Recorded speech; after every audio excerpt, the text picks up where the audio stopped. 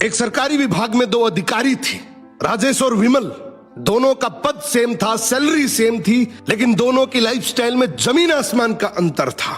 राजेश अपनी ईमानदारी के लिए जाना जाता था। वो पुरानी बाइक से ऑफिस आता, सादा कपड़ा पहनता और महीने के अंत में बजट संभालना पड़ता था। इसकी सबसे बड़ी कमाई थी पीस ऑफ माइंड। इसका सर जैसे ही तकिए पर पड़ता तुरंत नींद आ जाती। दूसरी तरफ ये विमल भाई साहब, इनका जिंदगी का बस एक ही मूल मंत्र था, मौका मिले और पैसा ना खाए वो ही मूर्ख है। उसके पास आलीशान गाड़ी, पोस्ट इलाके में बंगला और हर फाइल के बदले टेबल के नीचे मोटा लिफाफा। गरीबों की पेंशन, विधवाओं की सहायता, हर जगह उसने अपना हिस्सा काटा। विमल अक्सर राजेश का मजाक उड़ाया करता था। राजेश तो ये ईमानदारी का चोला पहनकर जिंदगी भर साइकिल ही चलाता रहेगा, मुझे देख 5 साल में सब कुछ बना लिया। राजेश बस मुस्कुराकर कहता, मैं नींद कमाता हूं तो बिस्तर। अब कर्म का हिसाब देर से खुलता है, लेकिन जब खुलता है तो ब्याज सहित लौटता है। विमल के बेटे का जन्मदिन था, तोहफे में उसने बेटे को एक महंगी सुपर बाइक दी।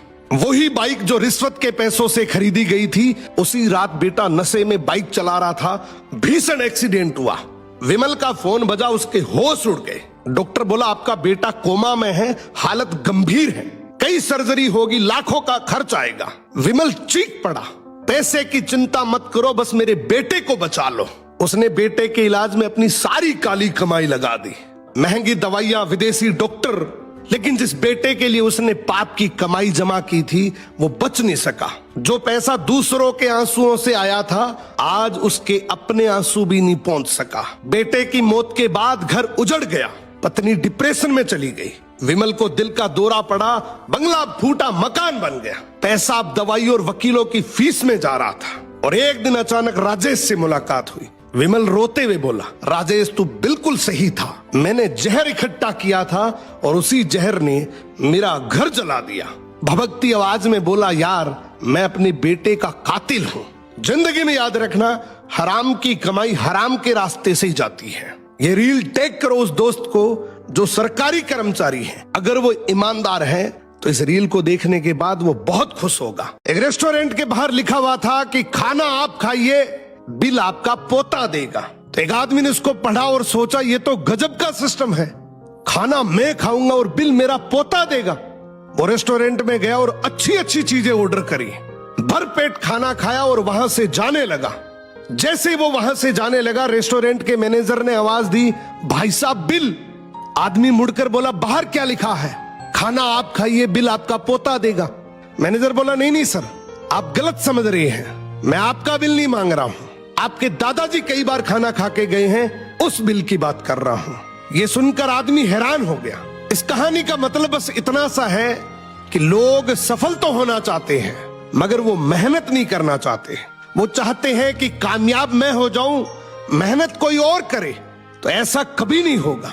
सफलता आपको चाहिए तो रात दिन मेहनत भी आपको ही करनी पड़ेगी। इतिहास गवाह है, आज तक नमक में कभी कीड़े नहीं पड़े और मीठी चीजों में अक्सर कीड़े पड़ जाते हैं। दारू बेचने वाले को कहीं नहीं जाना पड़ता, लेकिन दूध बेचने वाले को गली गली घूमना पड़ता है।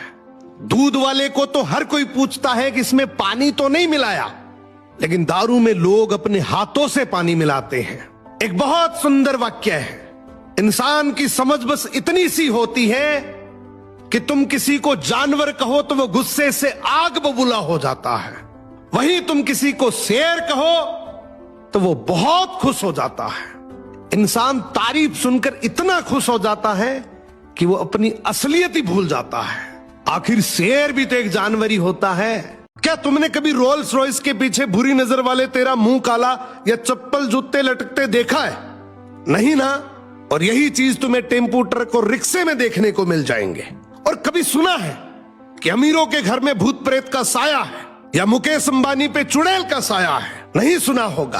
तो इससे हमें यही पता चलता है कि जहां पैसा होता है वहां सब कुछ लॉजिक से चलता है, और जहां पैसा नहीं होता वहां डर को पैदा कर दिया जाता है।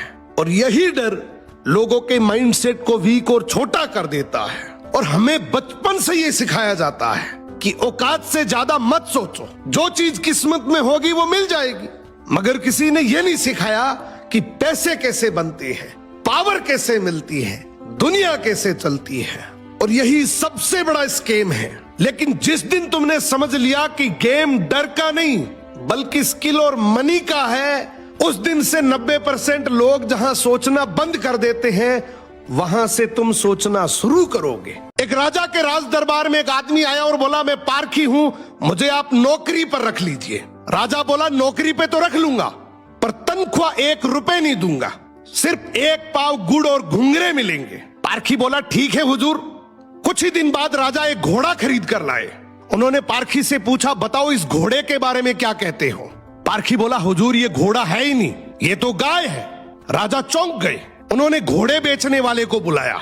उसने कहा, साहब बात तो सही है तो घोड़ा ही, लेकिन बचपन में ही इसकी मां मर गई थी, इसे गाय का दूध पिलाया गया था, इसलिए इसकी आदतें गाय जैसी हैं। राजा ने हैरानी से पारखी से पूछा, तुम्हें यह सब कैसे पता चला। पारखी बोला, हुजूर जब ये चल रहा था तो नीचे मुंह झुकाकर घास खा रहा था, घोड़ा हमेशा ऊपर गर्दन उठाकर खाता है, मैंने इसकी आदतों से पहचाना।